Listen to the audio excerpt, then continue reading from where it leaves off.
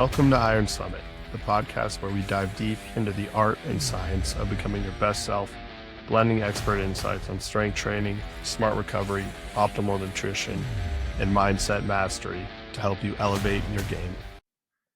Awesome. We got Josh Bridges today, former Navy SEAL, 6-time CrossFit Games athlete, took second in 2011 at the CrossFit Games, just general fitness enthusiast, has a great social media presence. Check out his YouTube videos.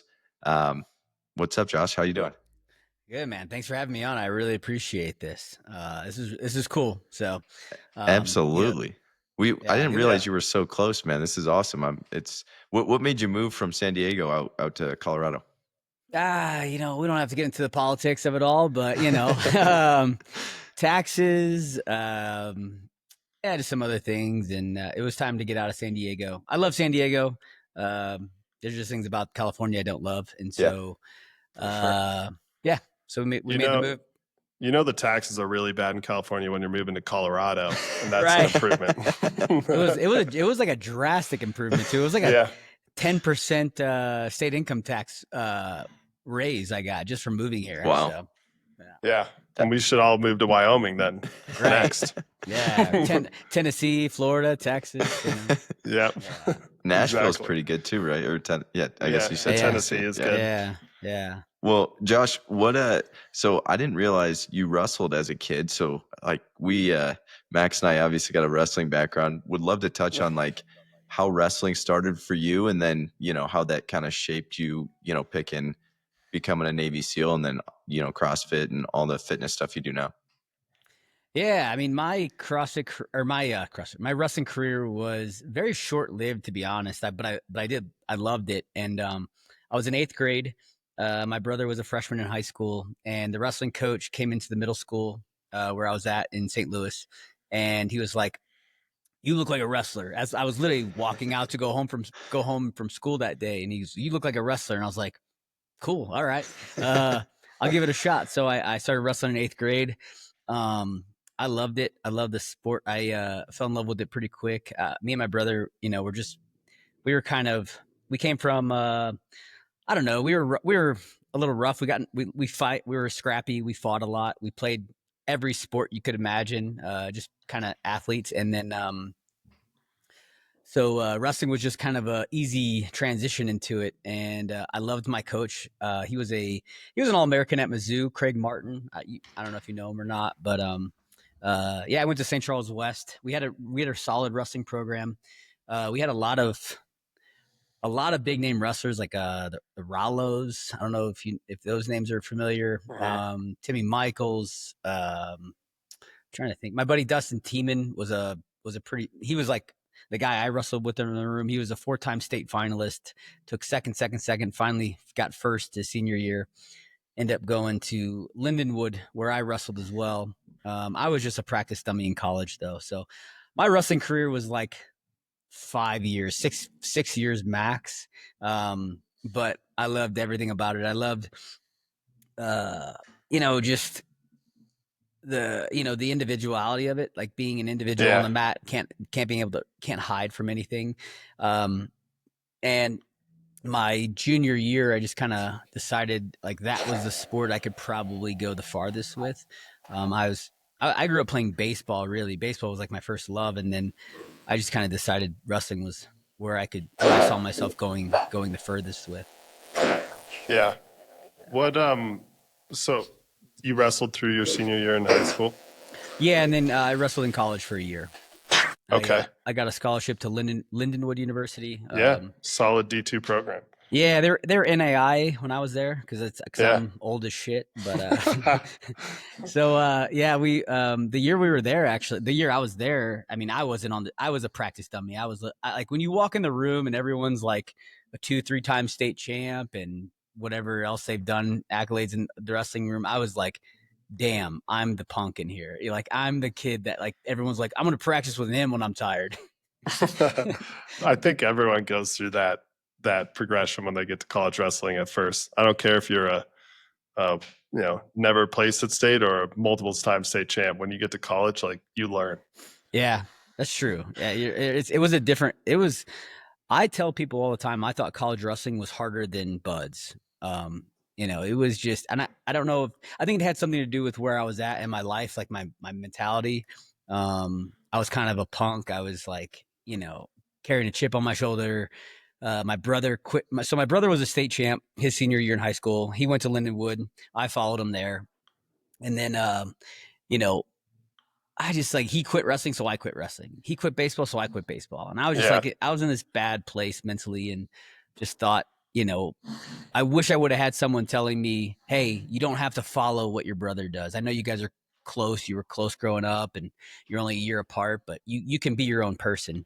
And but yeah, I mean, it all played out, so it is what it It is. did all play out. So let's fast forward to buds. Did you use a lot of the mindset you learned in wrestling there? What are the similarities to, you said it's hard, like college wrestling is harder than buds. What's the similarities? What's the differences? So I know this is a discussion that college wrestlers have all the time. I know we had at Lehigh every summer, we had 2 or 3 Navy SEALs come and hang out with us and kind of Yeah, recruit from the team. It's yeah, yeah. definitely something I thought long and hard about, but it is that's a whole different commitment. But buds itself, Slightly, what? yeah. Yeah, buds itself. What are like? How did wrestling help you in that? What are the similarities? What are the differences?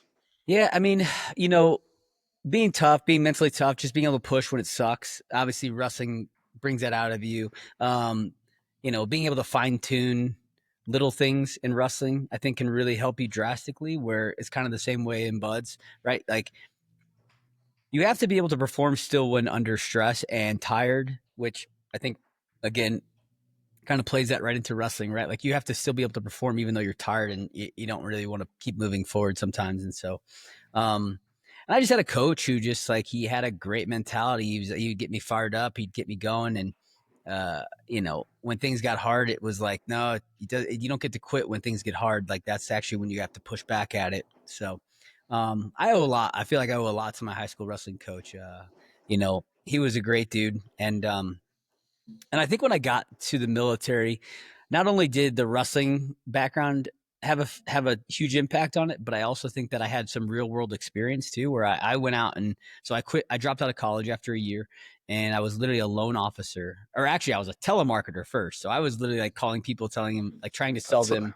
a tough job. That'll Dude, teach you some stuff. it is.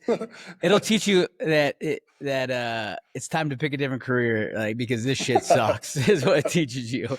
And so I did that for a year and a half, and then I was a loan officer for 3 years. Refinancing mortgages and just hating my life, and every day just like being like, I remember one day sitting in a cubicle thinking, is this it? Like, is this what I'm going to do for the next 50, 60 years of my life? And so I had a buddy who was like, "Hey, man, I think I'm gonna go try to be a Navy SEAL." And some of these guys use CrossFit to get in shape. And it was like, I look back on that day when he said that to me, and I was like, "Wow, that had probably one of the biggest impacts on my life ever." And It's so, a 2-for-1. Yeah. yeah, it was nice. And so, gave myself a year and a half to train and prepare, and went and joined. What? Okay. Did you pass buds on the first time through? I did. I was one of probably, I think it was like our class it started with 314 guys. We graduated with 44, but you get rollbacks into your class. And I think I was one of 12 original people who started with my class. What was the So one hardest class. hardest thing you did in buds? Like I had a teammate in college that was training for that I mean, along with his wrestling stuff, but he's like his dream was getting in buds, and he finally just got into it. I didn't realize how competitive it was, and he also would like show us videos of like I don't know some of the horror stories and stuff. So like, what's the toughest thing you did in buds? um, it's everyone has their different weaknesses, right? So like some guys it's the cold water, some guys it's the run, some guys it's it's just a day in day out, dragging of constant, like you're waking up at 4 o'clock in the morning to go eat your breakfast, to go eat chow, and then to get ready, and you're carrying a boat on your head most of the time, or carrying a log with you, and there's just a lot of daily grind to it. So each person had their had their Achilles heel in the program. For me, I hated cold water. I still do, even though I get in a cold tub every morning. just to like kind of like be like, it doesn't get the win. It's kind of I kind of think I'm like the cold water doesn't get the win. So I would just find the biggest guys in my buds class, and we'd go lay and do. It's called surf torture, where you literally lay in the surf zone and the water just crashes on you, and you do like rocking chairs and push-ups and whatever else you're doing in that surf zone. But the water's not like freezing, but at the time it's cold, and so that was probably one of my biggest weaknesses. And like I'm not built as a swimmer, but I'm athletic, and so I figured out how to swim. But that was not my favorite part. I'm from landlocked Missouri. I'm from St. Louis, so it's not like I was around oceans very much growing up. I think I went to the ocean like one time prior to going to buds. And so, yeah, the water was probably my hardest thing. There's just and what's funny is like people always ask about buds, right? Buds and SQT, but to be honest, when you get into your team and you're doing your workup to deploy, like that is the hardest stuff you're going to do, and it's kind of crazy actually. Like some of the stuff we did. So Jocko, everyone kind of knows Jocko now. He once he came out and started doing podcasts and stuff and putting himself out there, I was like, it was so cool because he was such a when I got in, people talked about Jocko like this mythical creature, and and then he actually became the CEO, the commanding officer of our training detachment, and so he was putting us through our workups to deploy. So we would do these thing called cold hits, and this was like, okay, you're giving a task, like a target, you got to go hit this target, and you go hit this target however long it took, maybe 4 or 8 hours, something crazy, and you come back, you debrief like for like 10-15 minutes, and then immediately they'd hand you a different task, and you would do that for like 48 to 72 hours straight. So like basically like 3 days where you're just not sleeping, and like that shit just was like crazy. Like I look back on it and I'm like, man, like I don't even know how we got through it. And then there was one night where they call it the Mogadishu Mile. Basically, they put everyone down in the training detachment, and this is in land warfare, so we're in the desert, and we're like, they're basically saying you're a down man. So another guy in your platoon has to carry that guy for however far you're traveling, and so you're carrying their equipment, their gear, and their bodies. And then like I remember, like me and one other guy were the only two guys not put down. So basically, for the entire night, we were just basically picking dudes up, dragging them like 400 meters, putting them down, and then going to get another person. And we did that for literally like 8 to 10 hours. Wow. It was insane. So, Iron Summit is brought to you by Bridge Athletic. Looking for a way to streamline your training programs and deliver exceptional results? Check out our friends at Bridge Athletic. Their platform is packed with over 300 templates and 1,500 instructional videos, courtesy of subject matter experts like Exos, FMS, and Hyperice, making program design both efficient and impactful. Our listeners can take advantage of an exclusive offer. For a limited time, get your first 30 days free and your next month at 50% off when you use code IRONSUMMIT, all caps. That's code IRONSUMMIT, no spaces, all caps, for 30 days free plus 50% off your second month at bridgeathletic.com. Check it out and start assigning custom programs directly to your athlete's mobile device. Why did they not choose you to be the down man? I just got lucky. Strong shoulder. Yeah, I just got lucky. I was probably because like they're like, look at this guy, he's small and weak. But I was like, let's go, boys, let's go. So no, it was there was some shit we did afterwards in those workups that were just wild, and I look back on it and I'm like, man, crazy times. So how long did you serve, and how were you training while you were in the military? And like, obviously you had a successful CrossFit career. Take us through like the timeline of that and how you were kind of balancing both, or if you were, done with military and then went into CrossFit. No, I actually did end up getting into CrossFit while I was in, and it was on my second deployment. And so I was training, like when you're a new guy in your first platoon, you have so much responsibility, right? Like you do all the crappy work that, you think that Team SEALs probably have other people to do that for them, but they don't. They have new guys. Like it's your first platoon, like you're the guy doing that shit. And so it was so you don't get to train nearly as much as you want to. and all your training is really on your own. You don't have a ton of guidance. It's just kind of like I think they have more now. As I was starting to get out, they were starting to have like to go gyms that they were carrying with us on our trips and stuff like that. We were getting actually like issued a lot of gym equipment, and which wasn't happening right when I got in, but then it started to slowly change as I left.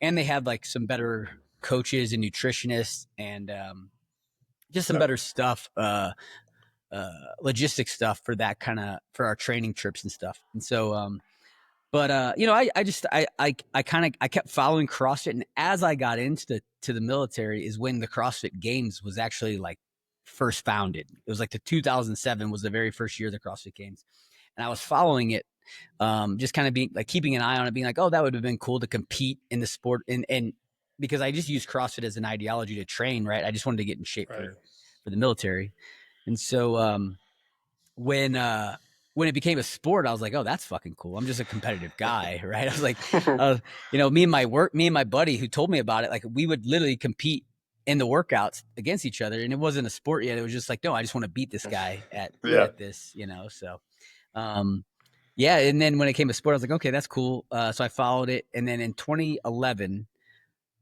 I was on my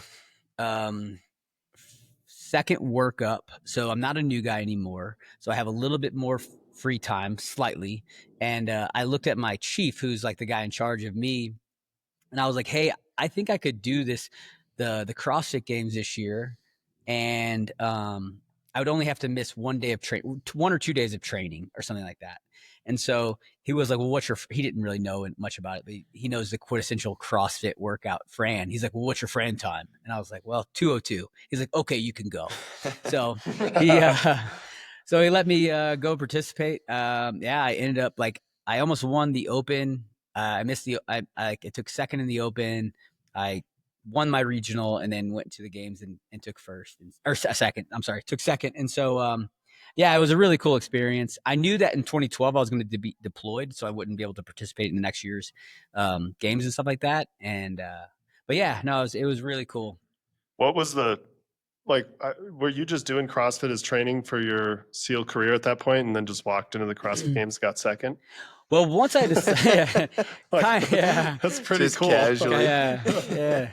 Yeah, kind of. But it was, I'm oversimplifying, but back then, kind of like it was probably more like that, right? Where a guy would come in and do really, really well, and you hadn't heard his name before because it was so new, right? It was only the fourth year of the CrossFit Games, and so it was just kind of starting to get big. And that 2011 year was the first year they had the big money prize of like $250,000, and so I was like, I could try to go win $250,000. This is awesome. Let's for working out. Let's do this. And so yeah, it was really cool. But yeah, to answer your question, yes, pretty much. I was just like, oh, I'm going to stay in shape, and I liked CrossFit, and yeah, I knew I was competitive. I kind of watched times and stuff like that, you know. So were you like following a training plan? Like obviously, you're trying to get better at specific movements and get your times down, but like, what was like the method to the madness when you were trying to, you know, get ready for this big competition? So for CrossFit, it's, you know, it's interesting right there because you don't even know what you're really truly right. like you know, you have an idea of the movements, but you have never know how, like, okay, is it going to be lightweight? Is it going to be heavy? Is it going to be in a endurance event? Is it going to be in an interval style workout? You know, is it going to be a 2 minutes or less style workout? So you just have to really train all the different movements and different weights and as randomly as possible, and then sometimes just rely on your athleticism as well, right? Like, you know, it's so much more fine-tuned now because there's so much more data out there. Like, you know, you kind of know where you need to be if you're going to be competitive in the sport. Where when I was in, it was, you know, it was a little bit more, you know, the Wild West, right? Like people's training methodologies were so drastically different. I was more of just like, I think a wrestling mentality, that which obviously you guys both know, is just outwork everyone, right? Like be on the mat, work as hard as you can, fucking have to pull me off the mat if they need to, you know, before I think that I've done enough, right? So, which can bite you in the ass a little bit, you know, in actual like a fitness world, right? Like where you can definitely do too much and For sure. maybe not peak at the right time. So Yeah, no, it's really true. Ryan and I talk about it all the time is how to balance, and I'm curious how you do this today for yourself, knowing more about fitness. But it's like balancing that wrestler or SEAL mentality of like work yourself into the ground with like optimal recovery and like periodization, following RPEs. yeah, Like there's a definite balance to that, and it's something that I've found hard to balance. And you same. can also pay too much attention to that. Like if you're not feeling good, letting it get in your head, like reading too much into your readiness score on Whoop. Like how do you how do you balance that? Like have you put some thought into that? Yeah, I have. I mean, now being 41, almost 42, it's not like I have to, I don't try to do it. I have to do it. You know what I mean? It's like, Yeah, I'm you catching basically, up to you, man. Like you basically just get forced there. And so, yeah.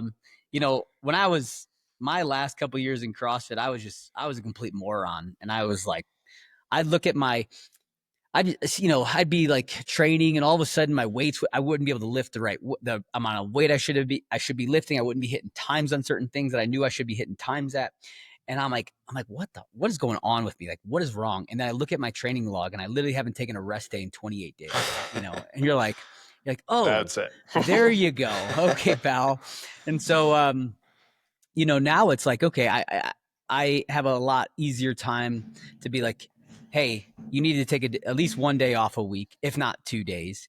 And the hard part is, you know, not competing anymore, just like finding another passion to like really put yourself towards, right? And luckily for me, I have kids, and my kids' sports become my passion, which I become a little too obsessed with that, even, you know, where I'm like trying to constantly always train. It's like sometimes you just want to enjoy your kids and have fun with them and not be working on some sort of sport or something like that, right? And that's a balance in itself too. So yeah, I think for me it's just understanding my body now that I need to take rest days, and I just don't have and I don't also I'm not even training for anything. So it's like what are you really doing?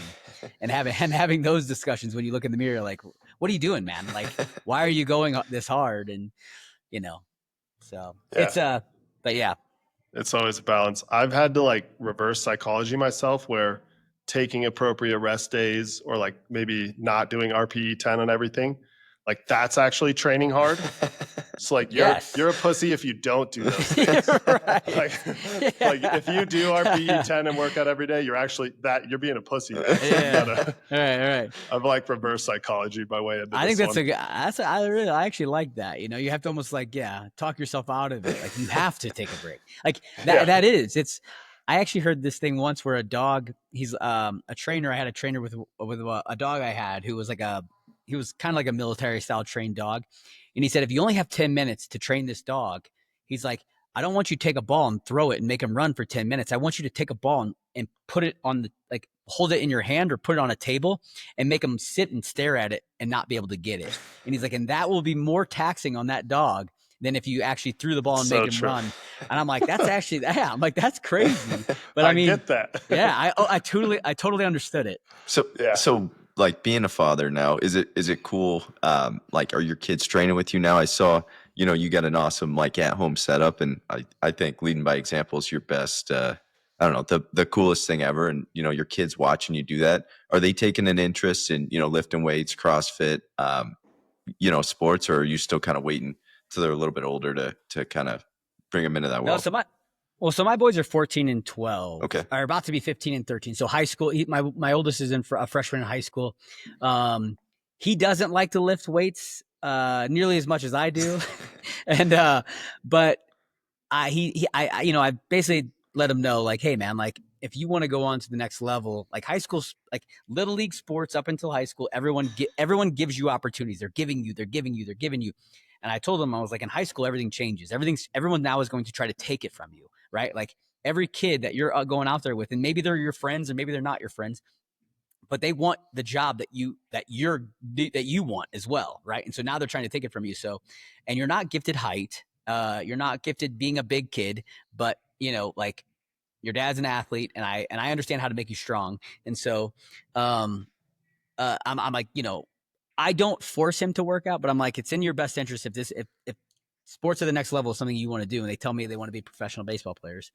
I'm like, then you need to start working out, right? And especially if you want to hit home runs. Like, don't tell me you want to hit home runs, but you don't want to go into the gym and squat. So I don't really care. Like, you're just lying to me if you say that. Yeah. But my 7th grader is insane, and that kid, like, he just took to it really early. I'd say he's in 7th grade now, so he's already, I would say, for the past 2 years, he's really like, he works out 5 days a week.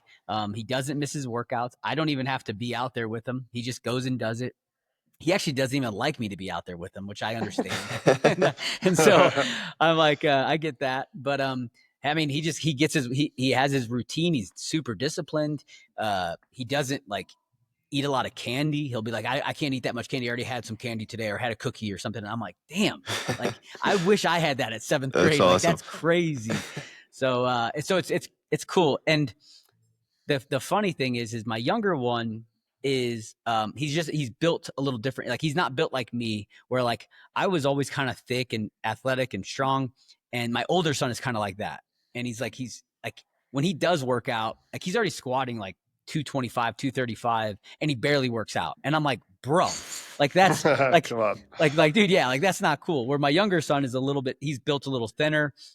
He doesn't have that natural build. And so but he wants to be bigger. And so I think he has that motivator, right? Like, he knows, where my other son, like, it's kind of been, I'm like, it's not always going to be that way, man. You're not always going to be strong. So it's been an interesting balance.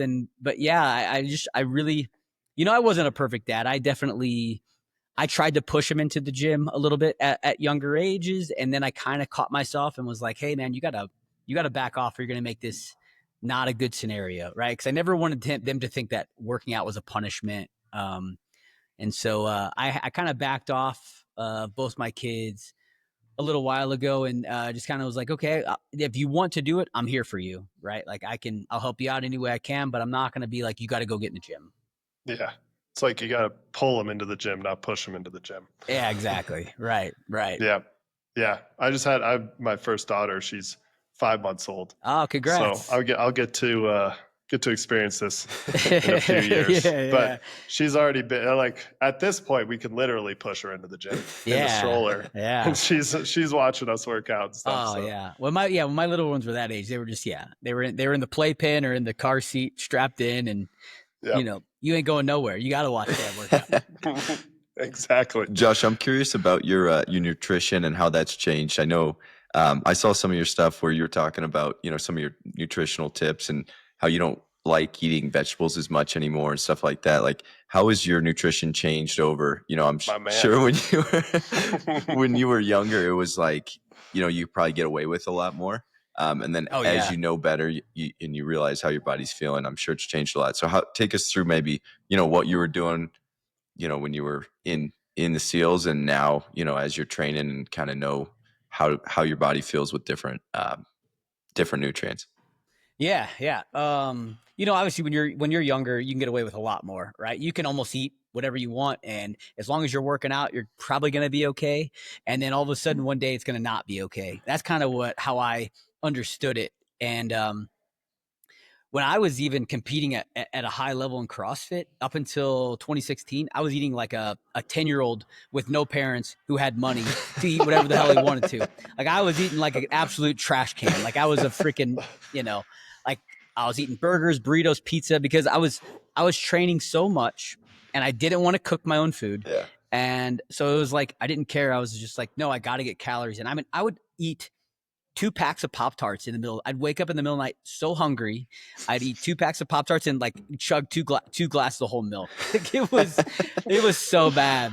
And then all of a sudden, it just wasn't okay anymore, right? Like, I was having like recovery issues. I wasn't sleeping. I actually got like this like skin thing on my back that I went and had checked out, and they're like, well, that's actually kind of an autoimmune thing that we're noticing. And so I took it upon myself to be like, okay, I need to figure something out. I needed to, I started talking to a nutritionist, and really just got a little better dialed in. Even the nutritionist wasn't giving me what I feel like was the best advice, but it was better than how I was eating.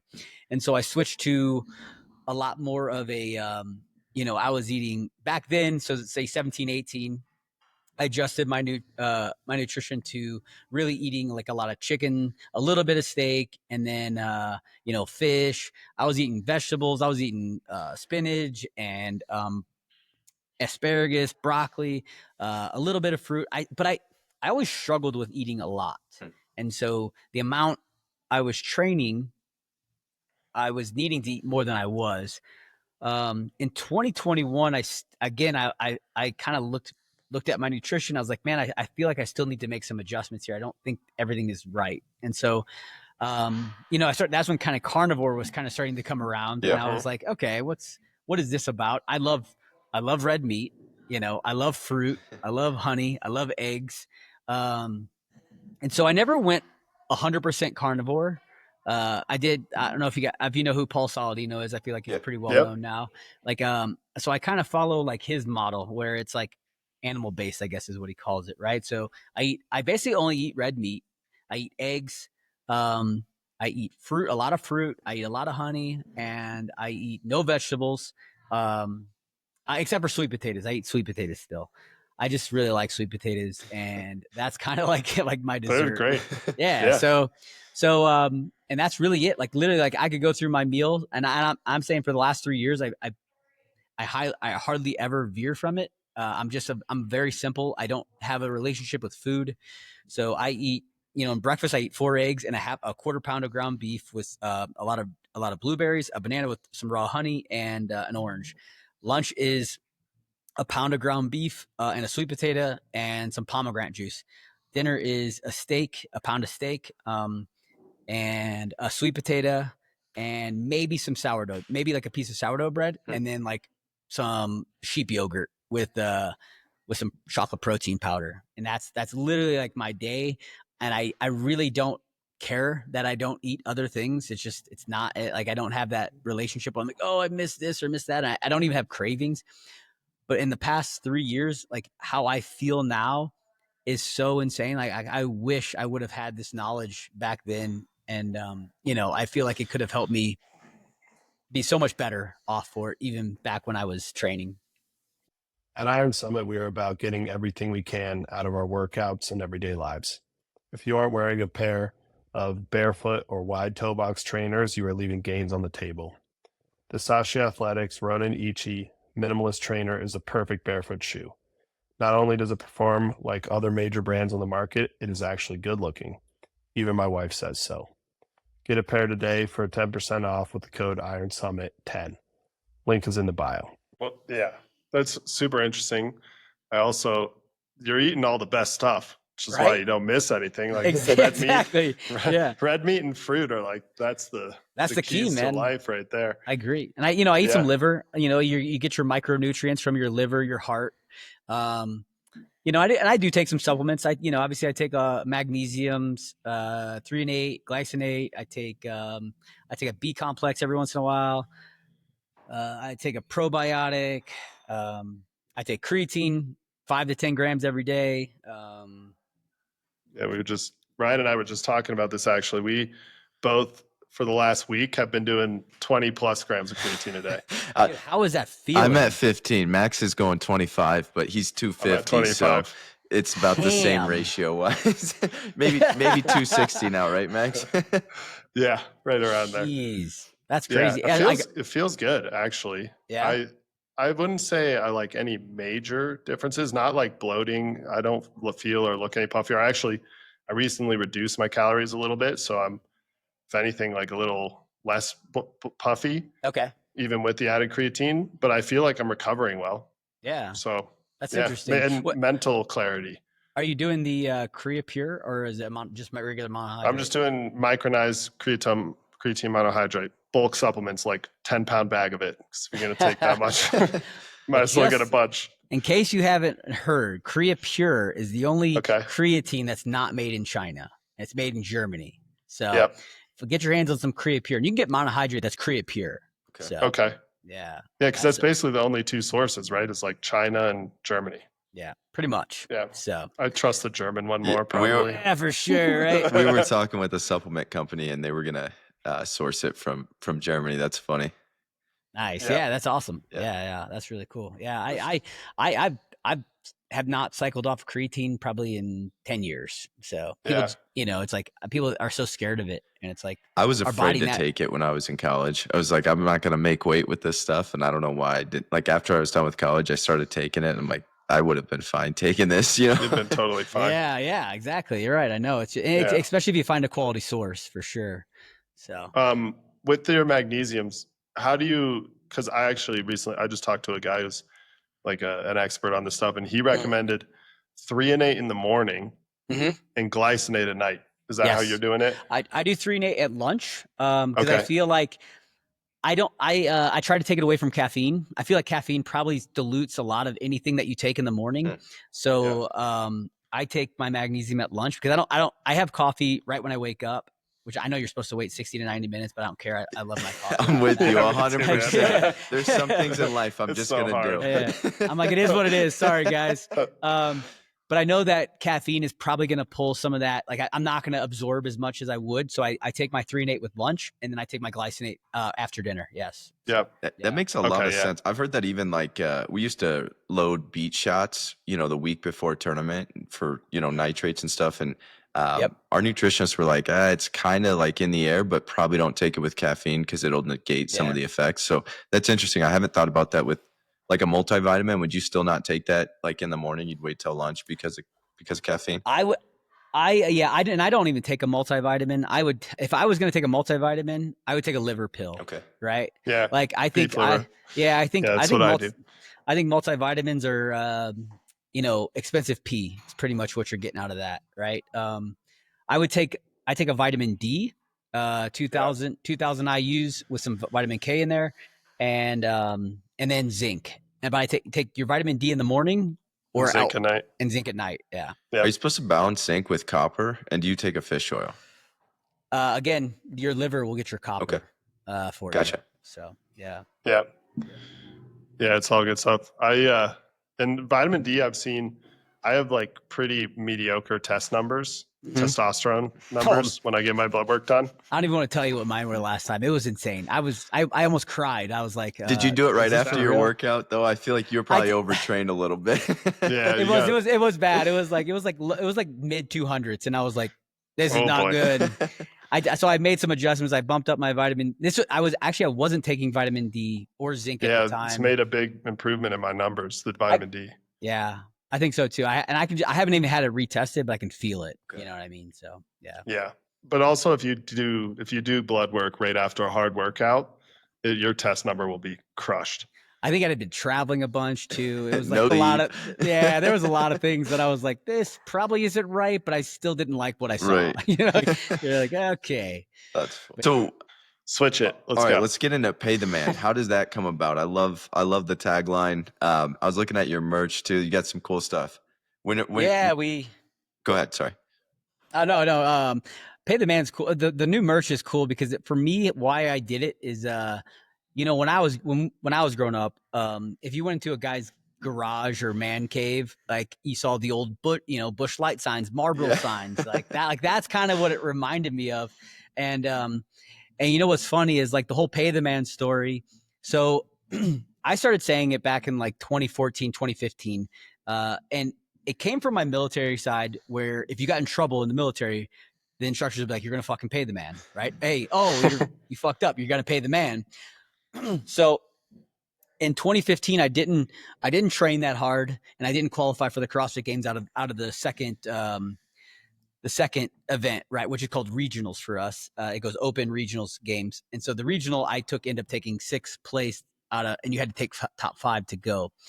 And I remember just being like, I will never let this happen again. I'll never that whole off season, the whole year leading up to that training regionals, like I wasn't working. I was like, I'm good enough. I know I'm good enough. I know I'll make it to the games. Like I'm fine.